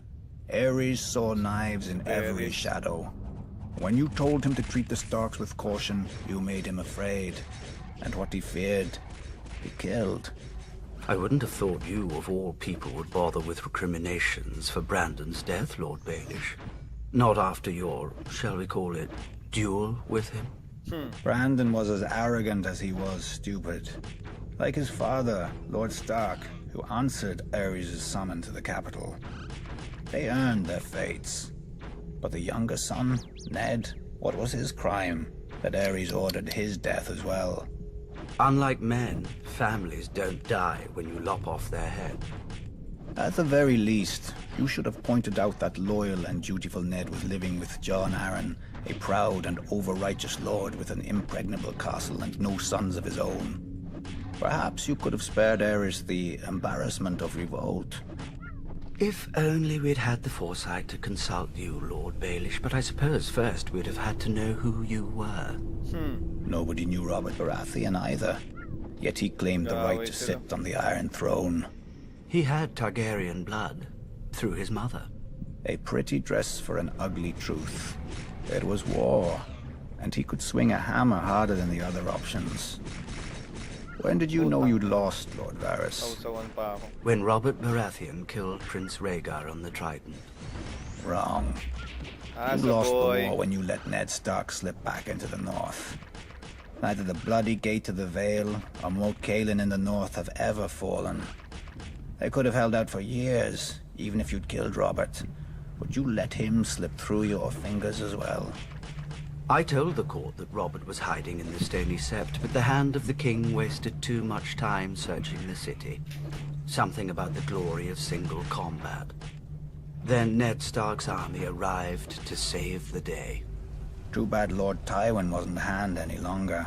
He would have simply razed the town and been done with it. Perhaps. And perhaps the rebels would have found even more of the countryside flocking to their banners. I'd almost forgotten. You weren't always so loyal to the Lannisters during the war, were you? I did my duty to the realm. When Lord Tywin showed up at King's Landing professing loyalty, I warned Aerys not to open the gates. Prince Rhaegar was dead, our army scattered. The lion does not stir unless he smells meat. I admire your powers of persuasion, Lord Varys. You could traffic in so many secrets to so little avail. Grand Maester Pycelle told Aerys what he wanted to hear, that his old friend Tywin was there to save him. Then Ares' old friend sacked the city, and his son stabbed Ares in the back. A regrettable, though necessary action. As were the pardons the new King Robert bestowed on the royalists. Mace Tyrell, Barristan Selmy, you. King Robert wisely chose order over vengeance. John Arryn wisely chose for Robert, but John Arryn died. Then Robert, then Ned. So ended their glorious revolution. And Westeros has been burning ever since. Let it. How Targaryen of you. One of the mad ones. Fire turns even the proudest oaks to ash, leaving newer roots space to climb. Chaos ladder. Mudmen. Bog devils. Those are just the most pleasant names our fellow Northerners have for us. The Crannogmen who live in the swamps of the Neck. Because we do not live in castles like them. Because we do not farm like them. Because we are not tall or rich like them. But through our veins flows the same blood of the first men. And, at times, maybe something more. We still live much as they did, on floating islands in houses of thatch and woven reeds. We fish, hunt, and tell our children of our heroes. The knight of the laughing tree who fought in the year of the false spring. The last marsh king who challenged the Starks and lost his crown and his daughter. And other stories, older still, since lost to the world. The Neck was not always a swamp. In the Dawn Age, it was as dry and fertile as the rest of the North. But during the war with the First Men, the children of the forest brought down the hammer of waters on the Neck, trying to break Westeros in two. When the waters finally receded, they left the bogs and swamps we know today. Many of the First Men decided to fight on, but my ancestors wisely chose to heed the children's power and advanced no farther. They beat their swords into frog spears and fish hooks, and settled a land forever devastated by the folly of war. Unlike the rest of Westeros, we keep no garrisons and raise no soldiers for petty spats with our neighbors. Our land protects its own. An outsider will find in the Neck an endless morass of suckholes, quicksands, and green grass that looks solid to the unwary eye, but turns to water the instant you tread on it. If you're lucky enough to be armored, you'll only drown inside your own steel. If you're not, you get to meet what swims in that water. Serpents and monstrous lizard lions with teeth like daggers and never enough to eat. Don't worry. Only your horse will live long enough to feel their poisons burning through it. If you somehow survive all this, you may find that a well-placed dart can be as deadly as any blade. Not that you'll see us blowing it your way. Since the fall of the last Marsh King, House Reed has ruled the Neck beneath the banner of a black lizard lion on a grey-green field. We are not wealthy, powerful, or known even to our own countrymen. Our home, Greywater Watch, is no castle you've ever seen. And seeing it once does not mean you'll ever find it again. For Greywater Watch moves. Many would-be conquerors have died trying to find us. With war all around and our Stark Lord besieged on all sides, many more will doubtless soon try. They will look at us on a map and see a stranglehold for the north. And they will forget that the sea itself once entered the Neck, and not all of it returned.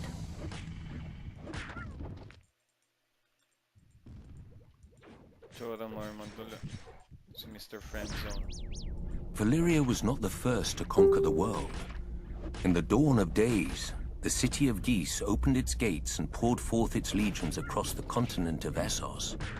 With their lockstep discipline and absolute obedience, they ground entire nations beneath their boots and planted the harpy in every corner of the known world. What they didn't destroy, they chained. Slavery is as old as man, but until the Giscari, it was never an art. The slave lords grew rich and fat as pyramids were raised around them, pleasure houses were filled, and fighting pits were opened. Nobody remembers if the waters around Geese had names before the Empire, but ever since, we know them only as Slaver's Bay and the Gulf of Grief. Of Geese, however, nothing remains but ruins, where end all great civilizations. 5,000 years ago, Valyrian shepherds stumbled on strange eggs. And within a few generations, an upstart Valyrian freehold rose across the sea. 5 times did the Giscari contend with Valyria, and 5 times did they go down in defeat. For the freehold had dragons, and the Empire had none. The best of their legions burned, the others broke. The brick walls of Geese were pulled down, the streets and buildings turned to ash, and the very fields sown with salt, sulfur, and skulls. Yet the Empire was not wholly destroyed. Astapor, Yunkai, and Meereen, once lowly colonies along Slaver's Bay, survived, and even thrived. Valyria had watched the Giscari grow rich and powerful off the backs of conquered peoples, and now the self-styled freehold wanted its turn. While the Dragon Lords brought the world to heel, the slave markets of their former enemy never lacked for flesh. Lamenting the lost empire, the descendants of old Geese grew rich and fat. The doom fell on Valyria, and the Dothraki rose to pillage most of the continent at will. But gold-laden Astapor, Yunkai, and Meereen continue as they have for thousands of years, untouched. For even the Horse Lords understand what the Giscari taught Valyria so long ago. What good are slaves without slavers?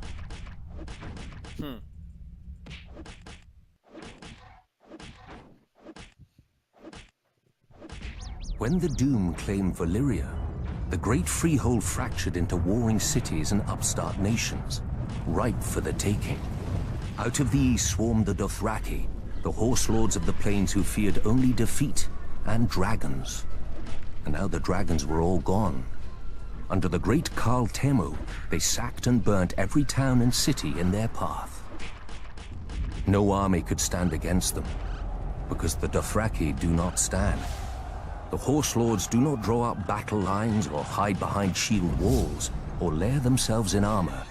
The Dothraki charge. Their blades are more scythe than sword, the better to cull the infantry ranks without breaking stride.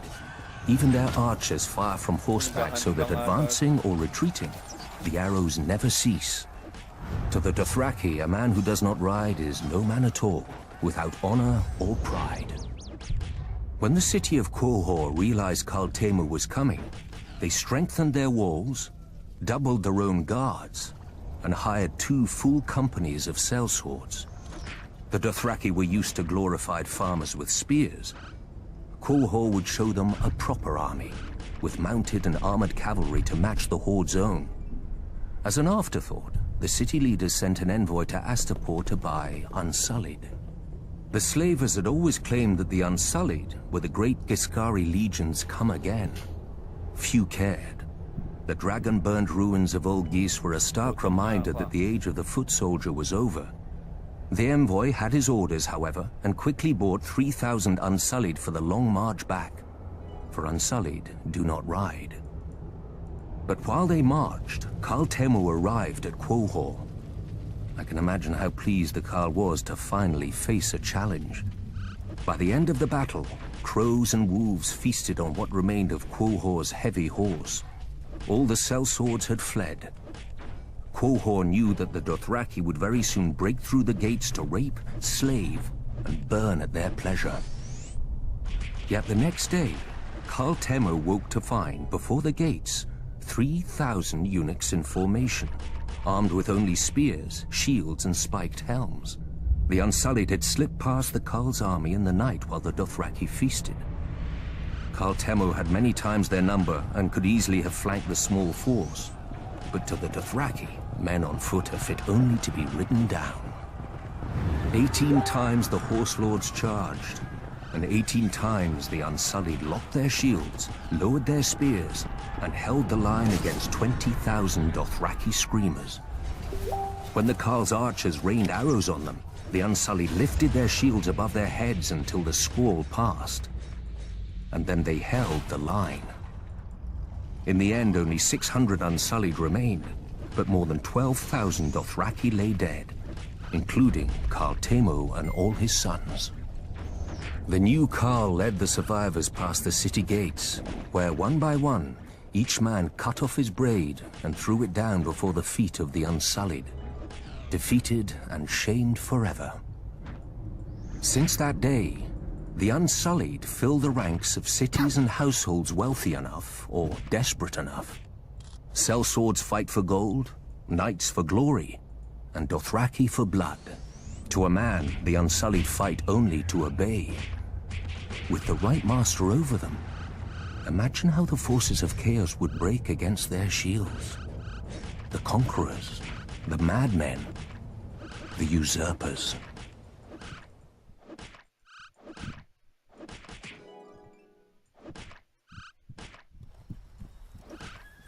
Growing up, my sister Sansa loved stories with princesses and knights, but I always wanted to be scared.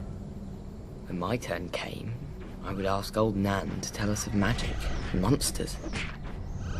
Long ago, when the world was new, the children of the forest sang the song of the earth, and the earth listened.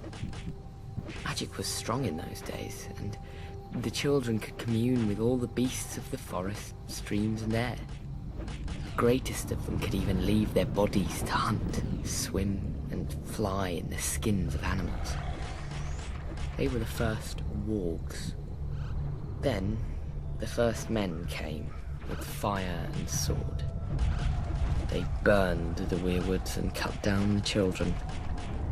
Calling on dark magic, the children raised the sea and shattered the land bridge that the first men had crossed into dawn. When that failed, the children brought down the hammer of waters upon the neck, flooding and transforming it into the bog it is today. After peace came, the two races shared the land and the children's gods for thousands of years. Now comes the good part. Nobody knows how or why. The magic of the children began to emerge in men. Maybe one child in 1,000 would be born a warg. Fewer still would be born with the sight. Old Nan would not speak of it, and Maester Lewin never believed in it. But with it, the children could know of events far away and even those still to come. Some say the sight was the children's most powerful and terrible secret, and helped turn the tide during the long night. Magic has since fled our world. Among the small folk, any child suspected of being a warg will be left out to die.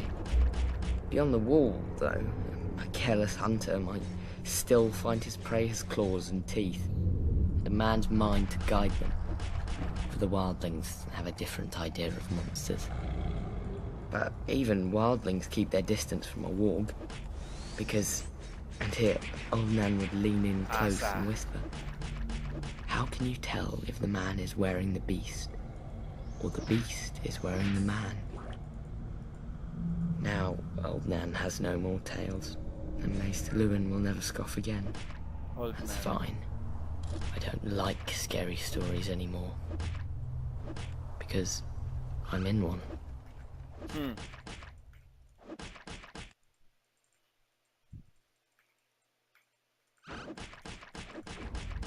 Like the Starks, the blood of House Bolton runs back to the first men. Singers call those times the Age of Heroes. A mask for a savage world that bred savage men. The Lannisters swindled their enemies, the Storm Kings hammered them, and the Starks cut off their heads. In such company as this, were the Boltons really so indelicate? Unlike some other houses, my ancestors owned the Bolton words, our blades are sharp. They passed down not a Valyrian greatsword, but a knife, honed and thin enough to fit between the topmost layer of skin and the tissue below, and peel. For as we all learned as children, a naked man has few secrets, a flayed man, none. In those dark days, they say that some of my more willful forebearers would even wear their enemies' skins as cloaks. But no such tokens remain. if they ever existed. Certainly not hanging in some secret room in the Dreadfort, as old wives and fools insist. I suspect my house itself was responsible for spreading such rumors in the first place.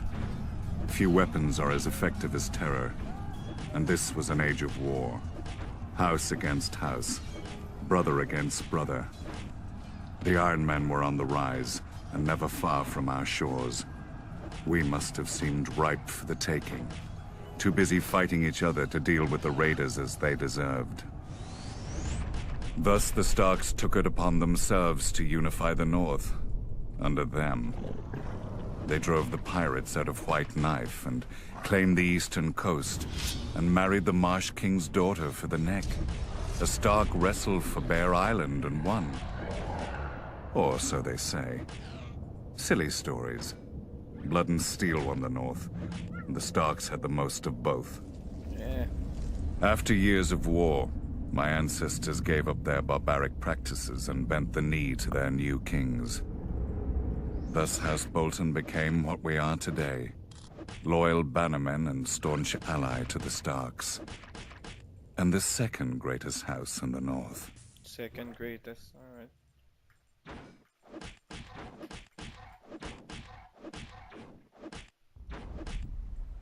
Tarth has lulled many a novice sailor into complacency. Our lush island sits on calm blue water like an emerald set into a sapphire. You would never guess that such a vision is only the sheath hiding the blade of Shipbreaker Bay, with its treacherous tides, unpredictable gales, and sharp rocks lurking just below the water's surface. The storms that blow through the bay water the Kingswood and Rainwood, two of the great forests of Westeros, and they give the Stormlands their name. Even without our weather, we have more than earned our name in strife. The first Storm King, Durin, started his reign by declaring war on the gods themselves. He loved the daughter of the Sea God and the Wind Goddess, but they forbade the union. At their wedding, the gods unleashed their might, pulling down his hold and killing all of Durin's family and guests, though his wife shielded him. Durin vowed to rebuild, and when he did, the gods again destroyed his home. His counselors begged him to retreat inland, but he would not abandon his war.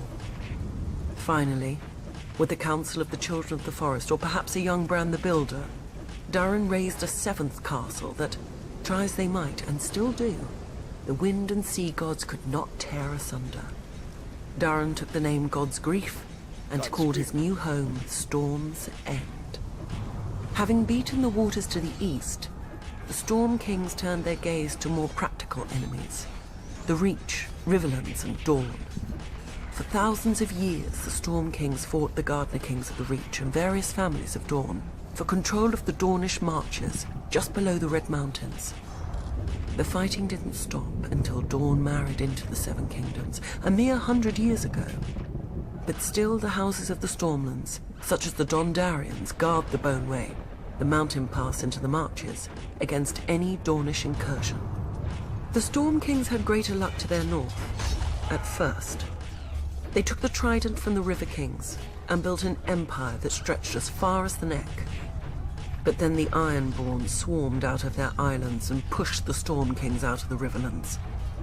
No doubt the Ironborn intended to expand their empire into the Stormlands. Before they had a chance, Aegon Targaryen landed with his dragons. While Aegon burned the kings of the Iron Islands, the Rock and the Reach, his fiercest commander and rumoured bastard brother, Orys Baratheon, set out to subdue the Stormlands. No matter how fierce a warrior he was, no one could have envied his task. Storm's End had seen thousands of years of war and never fallen. But Argilac, the Storm King, chose not to barricade himself behind its walls, and gave Orys the battle he must have hoped for. Orys slew Argilac, and took Argilac's castle, kingdom, daughter, sigil, and house words. House Baratheon became the Lord of the Stormlands. Targaryen rule quieted the Stormlands for the most part, until Robert rebelled against the Mad King. His first challenge came not from the crown, but from his own bannermen, who tried to join forces against him. Robert struck first, defeating 3 armies in a single day at Summerhall. The victory cemented Robert's control of the Stormlands, and he was able to march on the Reach and Riverlands with no enemy to his rear. Yet not all of Robert's bannermen sided with him.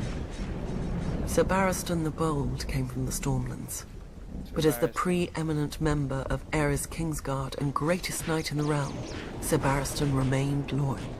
After Robert's decisive victory on the Trident, Robert sent his own maester to care for his countryman Sir Barristan, who had suffered grievous wounds whilst fighting so hard to kill him. Later, when the Kingslayer betrayed Aerys, Robert pardoned Sir Barristan and even took him onto his own Kingsguard. When Robert lifted Mace Tyrell's ill-managed siege of Storm's End and returned to his ancestral home, he realized the dream of all the Stormlords before him, to rule the 7 kingdoms. Then Robert died, and his brother Stannis killed their other brother, the noble King Renly, with black magic.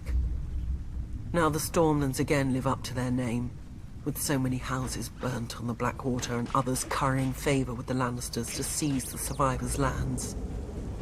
Renly could have saved us. If only I could have saved him. But I will teach Stannis a lesson he should have learnt growing up in the Stormlands. As lightning gives way to thunder, so too must murder lead to vengeance.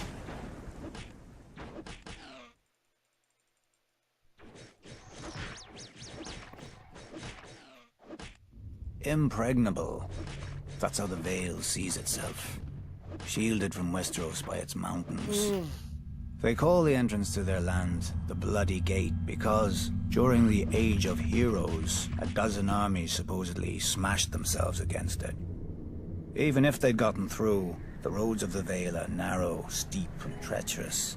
Half their men would have slipped to their deaths, or frozen in the mountain snow. Or so the common wisdom goes. Except the Vale has been conquered. Those vaunted mountains didn't stop the Andals who came by the Eastern Sea. The people of the Vale say that Sir Artus Arryn, the Andal general, flew on the back of a giant falcon and slew the Griffin King on top of the tallest mountain.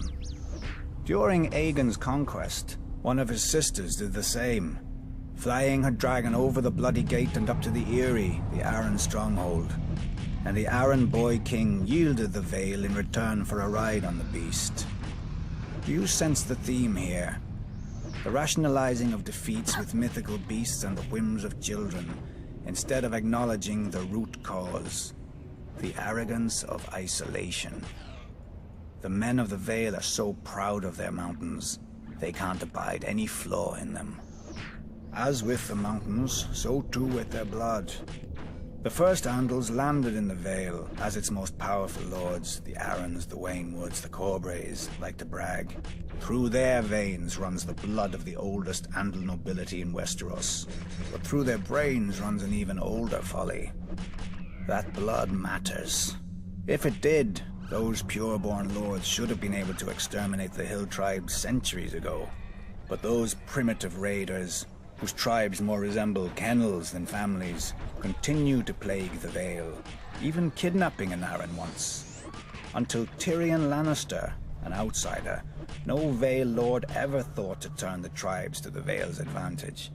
That a desperate, warlike people could be useful, not to mention inexpensive.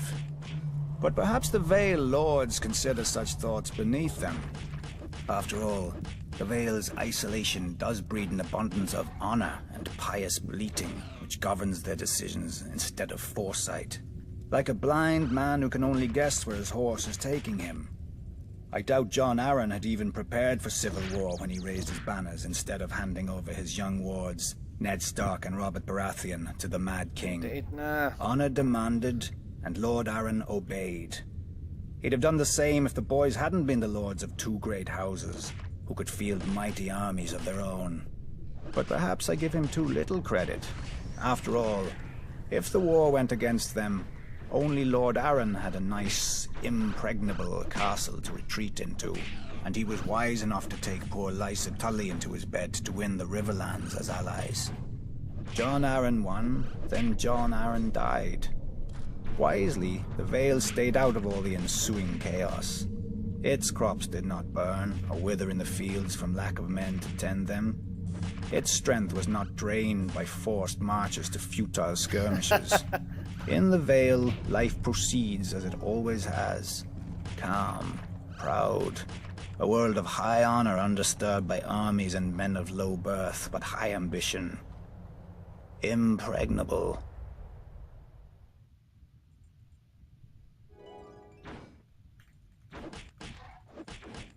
As a boy, looking out from my father's castle, I thought the sun could never set on the north, so vast did it seem. Part of me still does. The north is by far the largest of the 7 kingdoms, and can fit the other 6 inside it. Not that the others care. Cold and damp. That's how the southerners see the north. But without the cold, a man can't appreciate the fire in his hearth. Without the rain, a man can't appreciate the roof over his head. Let the south have its sun, flowers and affectations. We northerners have home. Mine was once Winterfell, the ancient seat of my father's family, House Stark, who have ruled the north since the first men and were once the kings of winter. Growing up, Lady Catelyn made sure I knew I wasn't a Stark, no matter how much blood I shared with her true-born children. But where their name rules over the north, mine is the north. Snow. Our land stretches from the wall down to the neck, a narrow land that divides us from the rest of Westeros. Legend has it that the children of the forest flooded it in their war against the first men. If that's true, every Northman owes them a debt of gratitude. The swamps of the neck are as good as the wall for keeping out unwelcome armies. Yes. And if the swamps don't deter you, the Crannog men should. Small, shy people who rarely leave those swamps, and who follow House Reed, the gatekeepers of the north, and among the most important and loyal bannermen of House Stark. Also a bit strange. I heard their oath of fealty once as a child. It's like no other lords, ancient and dark. They swear by earth and water, by bronze and iron, and by ice and fire. Where House Reed holds the gate to the north, House Manderley holds the port, White Harbour, the closest thing to a southern city we have, governed by the closest thing to a southern family we have. Generations ago, the Manderleys were driven from the Reach